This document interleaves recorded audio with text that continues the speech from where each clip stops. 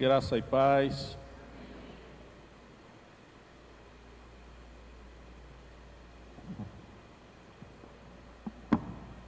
Ainda estou meio inseguro para ler sem óculos. Eu vou usar o óculos mesmo, né?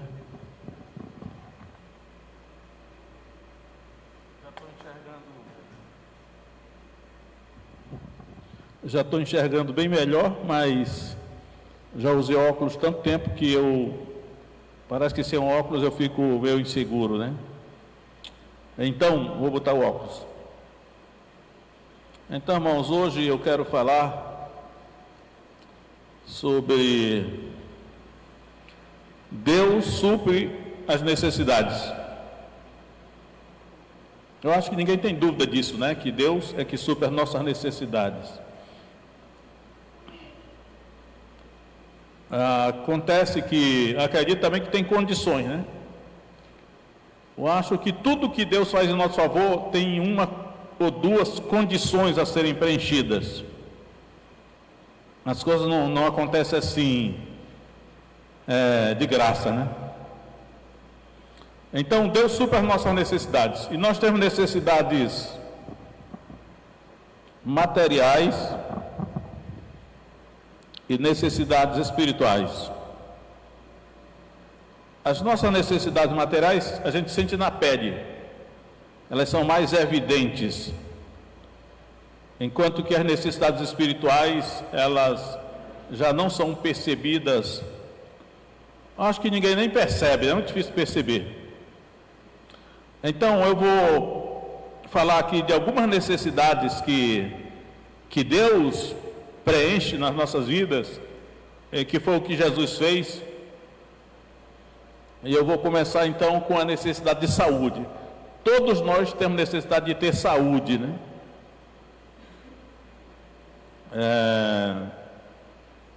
E apesar da nossa sociedade estar tão assim acostumada já em não pensar em Deus como aquele que dá saúde, toda a Escritura ela ensina que Deus está interessado na nossa saúde, que Deus quer ser incluído na nossa busca por saúde. Por isso que eu vou ler aqui alguns textos em Mateus capítulo 14. Abra sua Bíblia, Mateus 14.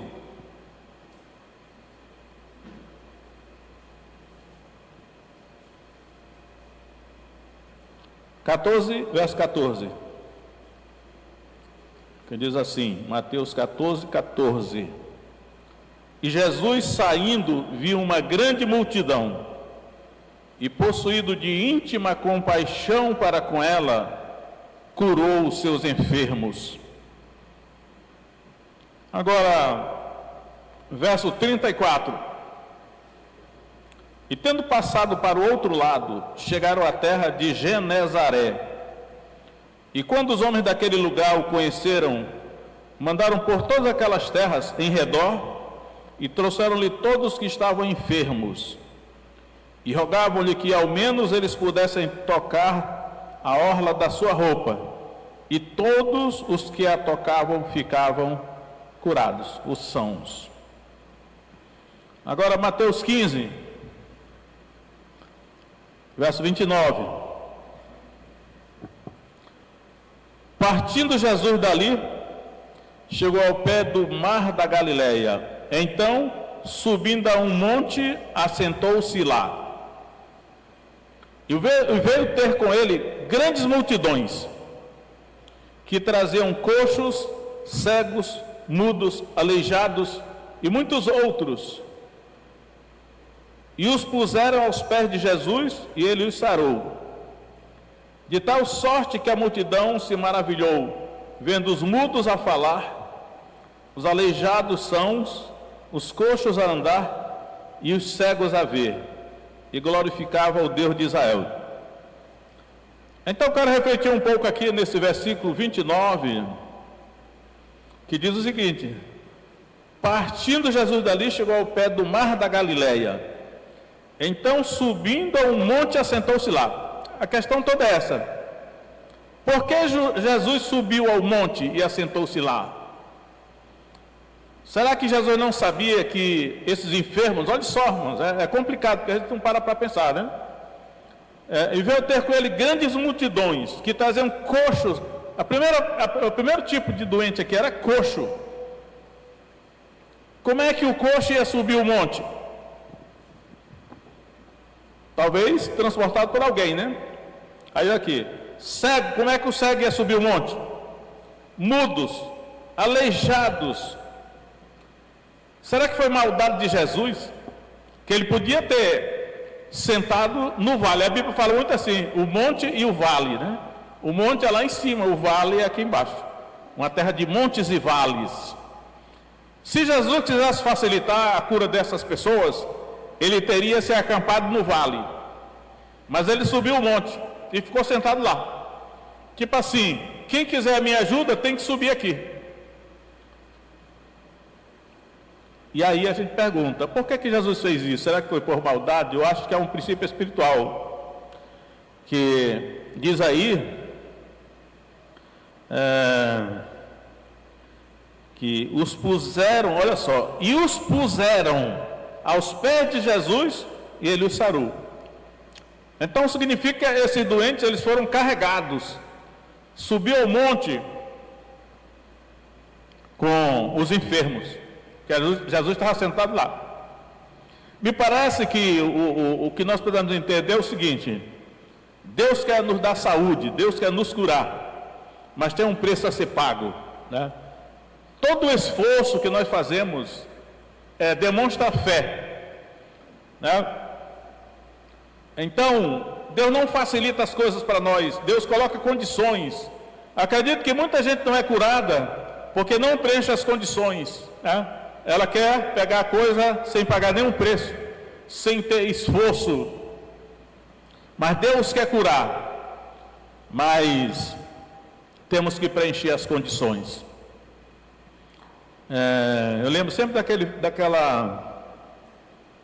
uma ilustração que eu já usei aqui, que é uma senhora tinha um filho doente, e ela chegou ao médico, foi ao médico, e o médico falou assim: olha, tem jeito para o seu filho, mas tem um preço muito alto. Ela falou: pode falar o preço, doutor, porque estou disposto a pagar qualquer preço.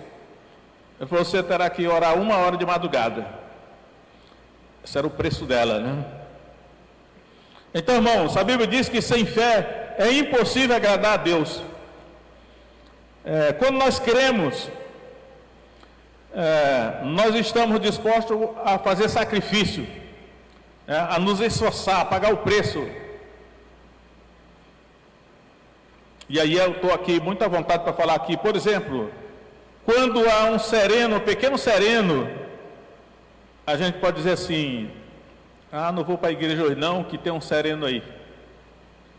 Mas aí eu penso assim, quando eu pulava carnaval, quando eu não era crente, eu me converti aos 24 anos, nenhum sereno e nenhuma chuva me impedia de ir para o carnaval. Quando há qualquer coisa, tipo assim, né, alguns homens, por exemplo, olha, hoje tem um jogaço, né, Flamengo e Fluminense. Ah, não vou para o culto hoje não, porque eu não posso perder esse jogo. Bom, são nesses detalhes, né? Às vezes nós perdemos a bênção nos detalhes. E aí, essas pessoas aqui que foram curadas, elas subiram o monte, lá Jesus estava lá em cima sentado, e foram carregadas, né? Que aqui, que eles colocaram, parece o paralítico de Cafarnaum, foi levado por 4, subiram até o teto da residência e colocaram o homem diante de Jesus. Então, nós temos que aprender a lidar com Deus, né? Deus é poderoso e todo poderoso, não há nada que Ele não possa fazer, mas Ele nos observa cuidadosamente, né? Eu estou convencido de que Deus, Ele não tira o olho de nós o tempo todo. E aí até hoje não, está com vários dias que eu olho no YouTube, tem uma mensagem lá dizendo assim: onde está Deus nas tragédias? Hoje eu penso assim: Deus está bem pertinho, Deus está em todo lugar, fazendo justiça e juízo na terra. Até mesmo a questão de chegar atrasado no culto, né? Chegar atrasado no culto desonra a Deus. E nós criamos esse hábito, né? O culto só começa às 18 horas. Está muito cedo ainda, eu vou chegar na hora que começar mesmo. Aí a pessoa acaba chegando atrasado. O correto, irmãos, é assim. Eu lembro que eu li um livro há muitos anos, Og Mandino, o maior vendedor da terra. Eu só lembro de uma frase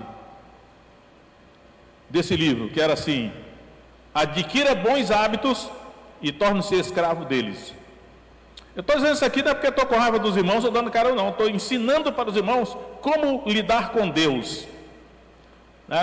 São nos detalhes que a gente perde a bênção. A gente pensa que Deus não está vendo, né? Então, o correto é nós pegarmos os hábitos assim. Olha, eu vou chegar ao templo 15 minutos antes de começar o culto. E Deus está olhando, e Deus está vendo, né? São detalhes. E Deus sabe, né? E às vezes isso faz a diferença entre nós sermos curados de uma doença ou não. Isso significa subir o monte. Vou pedir para alguém nos levar para subir o monte até onde Jesus está. Mas creio eu que Deus está interessado em nossa saúde. Deus quer curar. Porém, às vezes, Ele não pode, porque a pessoa não preencheu as condições de fé, né? Ora, sem fé é impossível agradar a Deus. Em segundo lugar, a segunda necessidade que eu observo aqui, é interessante que Mateus fala muito disso, alimento. Nós temos necessidade de alimento, comida, né? Eu observo que Deus sempre se preocupou com o alimento do ser humano. Lá no Jardim do Éden, no primeiro capítulo já, Deus criou alimento para o ser humano. Ele criou um jardim, e Ele colocou o homem naquele jardim, mas primeiramente Ele fez nascer árvores frutíferas, né? A terra produzia alimento para o homem, desde o princípio. E aí quando o Adão pecou, eu sempre gosto de dizer assim, quando o Adão pecou, porque não foi quando a Eva pecou. Quando a Eva pecou não aconteceu nada, mas foi quando o Adão pecou, porque o Adão era o cabeça, era o responsável. Deus não falou nada para Eva, ele falou para o Adão. A primeira coisa que afetou na vida do Adão foi a questão da alimentação. Eles foram expulsos do jardim e Deus disse assim: do suor do teu rosto comerás o teu pão, a terra não te dará mais a sua força. Passou a ser mais difícil agora para o ser humano se alimentar, até hoje. Mas Deus sempre esteve interessado em prover alimento para o ser humano. E aqui em Mateus 14, é chamada a primeira multiplicação dos pães. Vamos ver aqui, vamos ler alguns versículos. Mateus 14, 13. Olhe lá.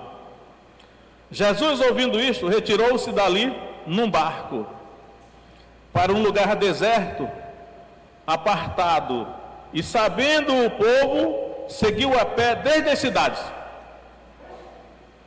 E aí, nós sabemos que a partir daí ele multiplicou os pães, né?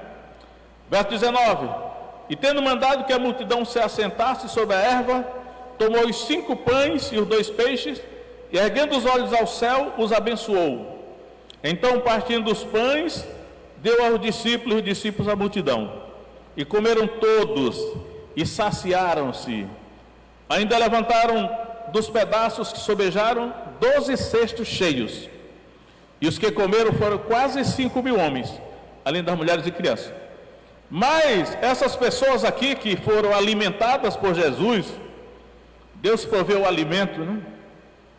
Elas preencheram a condição da fé. Do verso 13: Jesus, ouvindo isto, retirou-se dali num barco. Jesus foi num barco, Mar da Galileia, para um lugar deserto, apartado, e sabendo o povo, seguiu a pé desde as cidades. Porque o Mar da Galileia é o maior lago de água doce. Alguns acham que já tem outro, mas em redor do Mar da Galileia tem várias cidades. Se você quiser ir de barco, você atravessa o mar, vai para qualquer cidade, em redor do mar, mas pode ir a pé também. Acredito que a pé é mais longe, né? Demora mais tempo. Agora, parece que esses aqui foram correndo, porque quando Jesus chegou lá, indo de barco naquela cidade não, foi num lugar deserto, né? A multidão já estava lá. Jesus saindo, viu uma grande multidão.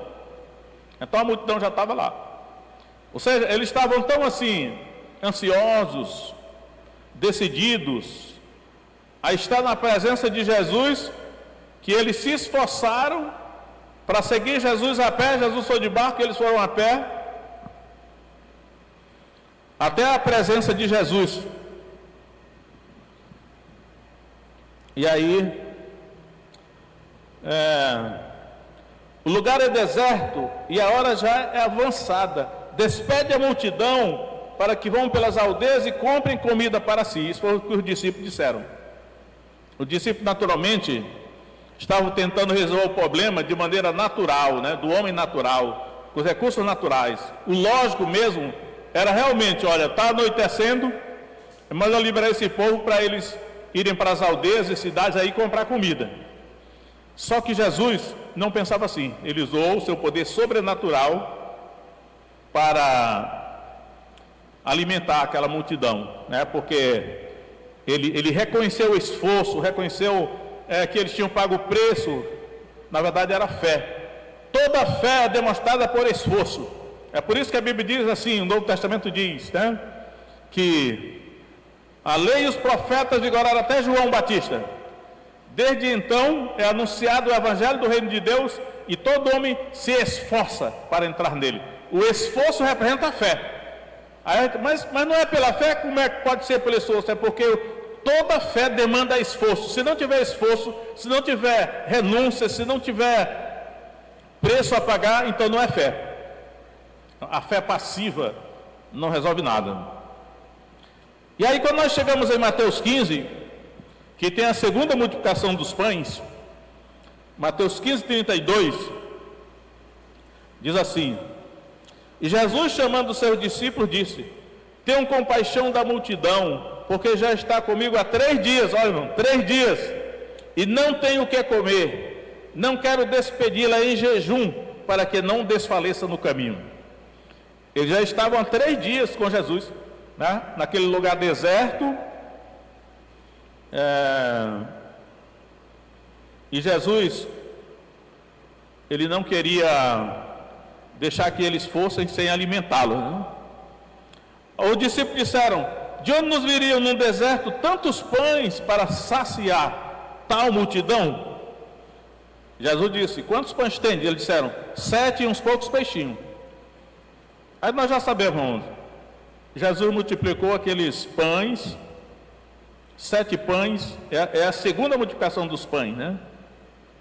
E alguns peixinhos. E ele alimentou aquela multidão de 4.000 homens. Na primeira multiplicação dos pães foi 5.000 homens, nessa segunda agora são 4.000, né? Mas eles estavam há 3 dias naquele lugar com Jesus. Eu acho que até tinham se esquecido de comer. Então, meus irmãos, hoje, o mundo que nós estamos vivendo está um barril de pólvora. Tem gente passando fome. Espero que aqui no nosso meio não tenha ninguém passando fome, mas tem muita gente passando fome já. E pela a palavra de Deus, eu tenho feito estudo no Apocalipse esses dias, vem muito tempo tenebroso aí pela frente. E uma das principais coisas é a fome. O mundo está aí, em grande parte do mundo está com medo, né, da fome, morrer de fome. Em alguns lugares já comeram os cachorros, os gatos. Gente no lixo, né, apanhando lixo. Mas nós não precisamos passar por essa experiência, né, porque nós temos que lembrar que Deus, desde que Ele criou o homem lá do Jardim do Éden, Ele proveu alimento para o ser humano. Durante os 40 anos no deserto que Israel peregrinou, durante os 40 anos, todo dia caía o maná caía do céu, com exceção do sábado, né? No sábado não caiu o maná, por isso que na sexta eles podiam recolher em dobro. Demonstra que Deus sabe que nós precisamos comer, né? Porque se nós não comer, morreremos. Deus não quer que nós morramos, né? Então Deus sabe que nós precisamos de comida. Deus sabe que nós precisamos nos alimentar. Ele fez o nosso corpo com essa dependência. Esse microfone aqui estava falhando porque a pilha estava fraca. Ao botar uma pilha nova, ele já ficou com saúde, né? O nosso corpo é assim. Se não tiver alimento, ele vai definhando. Aí fica até mais vulnerável às doenças. Mas Deus sabe disso. Deus quer nos alimentar. Deus quer providenciar comida para nós. Só que tem condições, tá? A condições é a fé, a fidelidade, né? Nós estamos numa geração que tem sido acusada de ser uma geração de crentes infiéis, que não tem compromisso com Deus, né? De crentes mimados, que não podem ser contrariados e que não agrada a Deus. É claro que isso não é todo, né? Tenho certeza que aqui todo mundo é fiel a Deus, né? Mas lá fora tem gente infiel a Deus. E aí esses que são infiéis a Deus, eles terão dificuldade de contar com o socorro de Deus na hora da apertura, na hora da crise, né? Quando eu vejo, nós estamos no meio dessa pandemia, e aí quando eu vejo, olha, a gente fica só ouvindo, né? Fulano está entubado, o outro está mal, o outro está não sei o que, é só chegando notícia. Quem vive comigo sabe, eu digo logo assim, o livramento dessa pessoa vai depender do relacionamento que ela tinha com Deus. É nessa hora que a coisa pega, né? Então, Jesus multiplicou essas 2 vezes o alimento. É interessante que os gurus do hinduísmo, eu já vi falar de um guru do hinduísmo,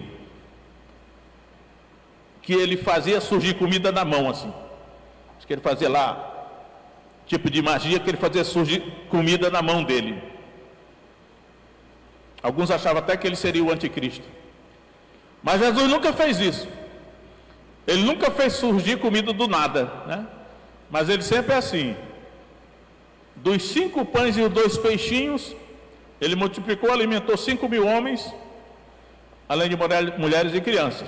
E agora 7 pães e alguns peixinhos, 4.000 homens, além de mulheres e crianças.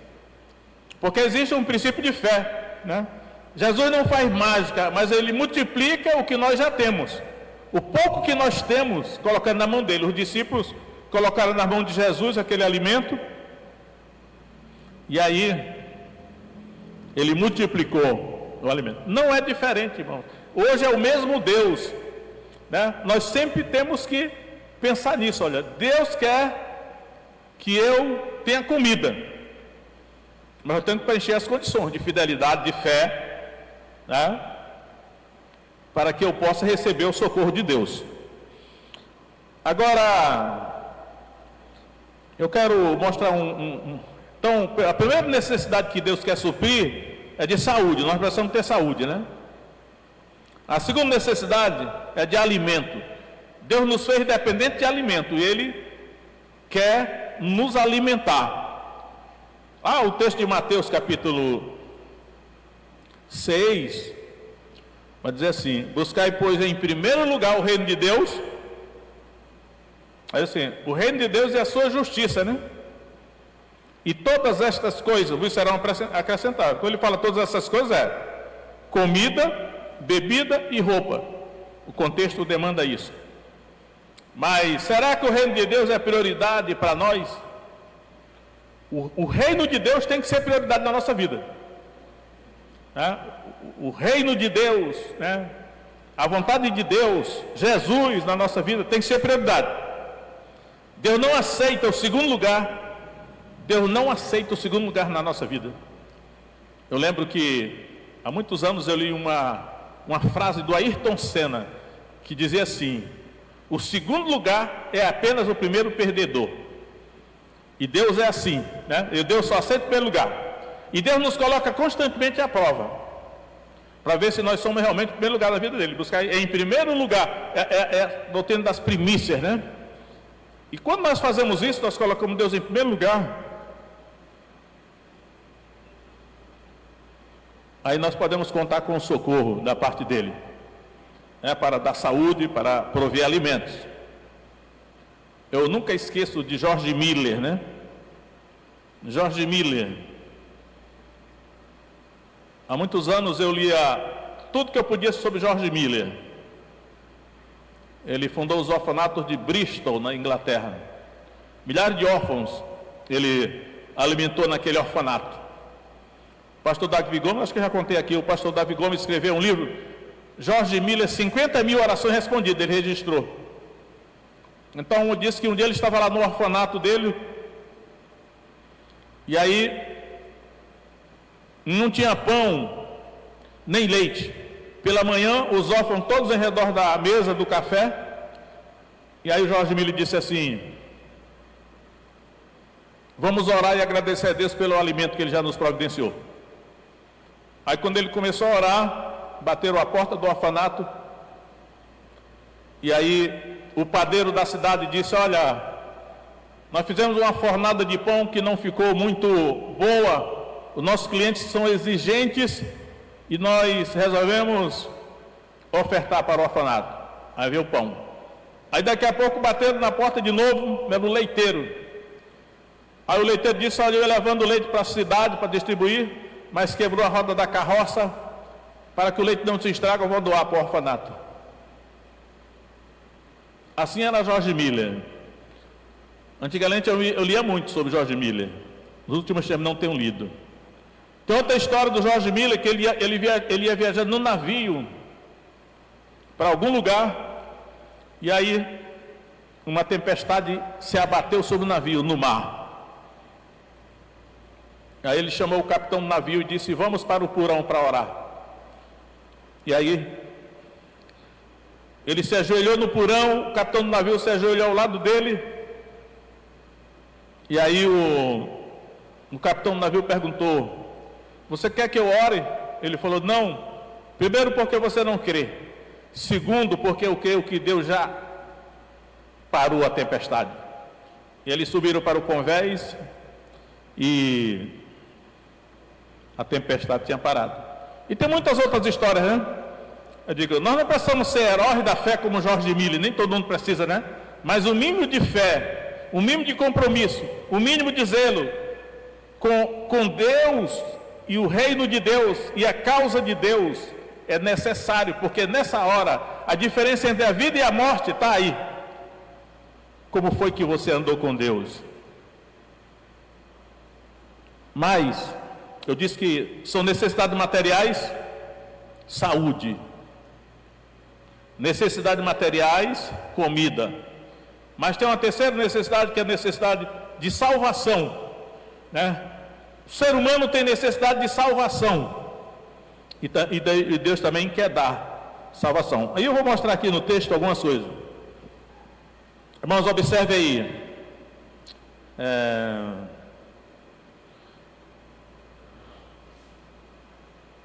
Verso 15, Mateus 14, verso 15. Mateus 14, verso 15. E sendo chegada a tarde, os seus discípulos aproximaram-se dele, dizendo: o lugar é deserto e a hora é já avançada.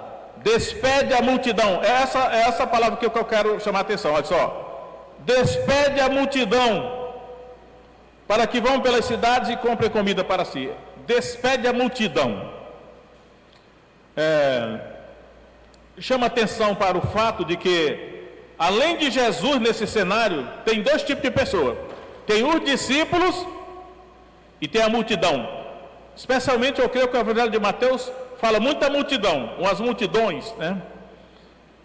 Então, uma coisa é como Jesus trata os discípulos, ou como ele convive com os discípulos, e outra coisa é como ele lida com a multidão. E aqui os discípulos disseram: despede a multidão. Mas Jesus disse não. Jesus não queria despedir a multidão faminta. Primeiro ele alimentou. Agora, no verso 22, olha só, 14, 22. E logo ordenou Jesus que os seus discípulos entrassem no barco, os discípulos agora, e fossem adiante para o outro lado, enquanto despedia a multidão. Agora Jesus está despedindo a multidão. Mas ele não despediu os discípulos, é a multidão que ele despede. Verso 23. E despedida a multidão, subiu ao monte para orar à parte. A multidão é despedida. Ainda, Mateus 15, 39. E tendo despedido a multidão, entrou no barco e dirigiu-se ao território de Magdala. Irmão, esse negócio é grave, olha. A multidão não é salva. A multidão só se aproxima de Jesus em busca de cura, dos benefícios materiais, né? De comida, de emprego, de dinheiro. A multidão busca Jesus para resolver os seus problemas. E Jesus, ele até atende, ele resolve esses problemas materiais da multidão, ele resolve. Só que depois ele despede a multidão. Não consta que ele despediu os discípulos, ele não despede os discípulos, porque os discípulos estão salvos. Os discípulos têm compromisso com Deus, com o reino de Deus, mas a multidão não tem. E aí, eu creio que esse alerta é: você é da multidão ou você é discípulo? Eu vou mostrar aqui o que acontece com a multidão. Mas a multidão, às vezes, ela está na igreja, e geralmente está, né? Porque Mateus 25, ele mostra que o cenário todo é a igreja que está sendo considerada. Mateus 25, 41. Apartai-vos de mim, malditos, para o fogo eterno preparado para o diabo e seus anjos. Isso é a multidão que está na igreja. Em Mateus 7, 22.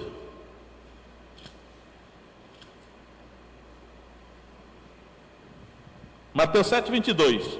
Muitos me dirão naquele dia: Senhor, Senhor, não profetizamos nós em teu nome?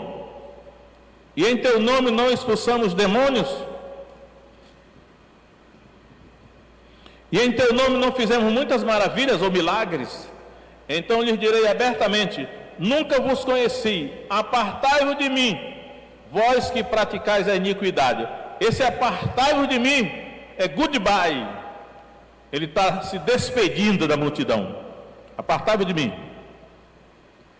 E em Mateus 22,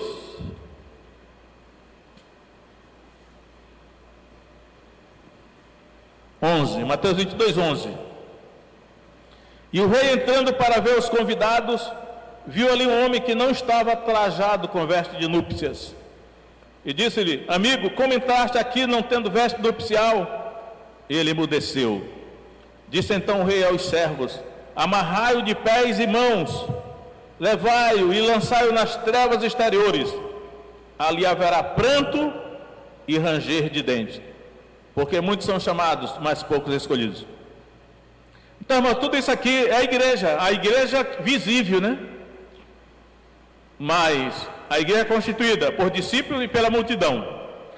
E a multidão vai ser despedida. Não é por acaso que está tão repetida essa expressão, que Jesus despede a multidão. Porque a multidão não está salva. A multidão não tem compromisso com Deus. A multidão não tem compromisso com o reino de Deus. A multidão só busca a Deus para resolver os seus problemas. E aí nós não podemos ser assim, né? Eu sempre, antes de eu me converter, eu já pensava assim: eu não quero buscar a Deus quando eu tiver com problema, porque isso vai me envergonhar. Eu quero buscar a Deus quando tiver tudo certo na minha vida, tudo está certo na minha vida. Eu aparentemente não preciso de nada, mas aí eu quero buscar a Deus. Parece que é orgulho, né? Estou achando que isso é meio orgulho, mas era assim que eu era. E aí, nós devemos honrar a Deus. Compromisso com Deus, com o reino de Deus. Ele sabe. Ele nos conhece, Ele nos observa, porque na hora do vamos ver, na hora que a pessoa estiver entubada, na hora que a pessoa estiver naquela situação, é o seu relacionamento com Deus que vai valer.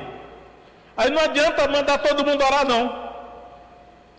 Quem vive comigo sabe disso. A pessoa que está numa situação difícil, telefona para todo lugar, manda todo mundo orar. Não vai adiantar. Pode até adiantar.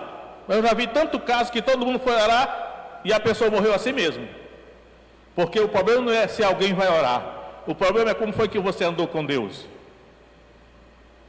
Deus não é besta não, né?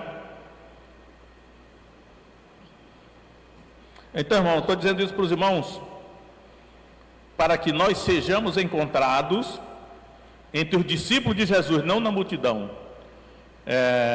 Porque Jesus, ele vai curar as nossas enfermidades, ele vai prover alimento, mas vai muita gente para o inferno que foi alimentada sobrenaturalmente, foi curada sobrenaturalmente, mas vai para o inferno assim mesmo. Então, dentre essas coisas todas, o mais importante é a necessidade de salvação, que deve ser a prioridade da nossa vida com Deus. Então, vamos dar um jeito, né, de rever, de refletir, como é que nós estamos andando com Deus, para que na hora da necessidade, na hora da crise, que não adianta confiar em homens, não, mas eu tenho crédito com Deus, eu sei a minha fidelidade a Deus, ao reino de Deus, e aí você tem confiança para saber que Deus vai lhe livrar. Fique em pé e vamos orar.